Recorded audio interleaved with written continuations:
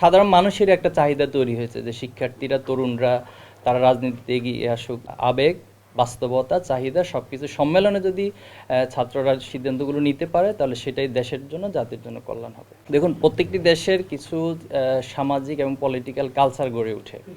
তো পৃথিবীর অপর দেশগুলোতে পলিটিক্যাল কালচারটা এরকম না যেটা আমাদের বাংলাদেশে হয়। এবং বাংলাদেশে আপনি যদি হিস্ট্রিক্যালি অ্যানালিসিস করেন, এখানে প্রত্যেকটা মানে গুরুত্বপূর্ণ ইভেন্টে আসলে ছাত্রদেরই ভূমিকা ছিল। যত ধরনের বড় বড় ইভেন্ট এখানে হয়েছে, আন্দোলন হয়েছে, সংগ্রাম হয়েছে, লড়াই হয়েছে, অধিকার আদায় হয়েছে। তো সেই জায়গা থেকে ছাত্রদের যেহেতু প্রেক্ষাপটের সাথে বা ব্যাকগ্রাউন্ডের সাথে একটা রিলেশন আছে, তো সে জায়গায় রাষ্ট্র ক্ষমতা অথবা সরকার পরিচালনার ক্ষেত্রে এই দাবিটি বা এই চাহিদাটি অটোমেটিকলি তৈরি হয়।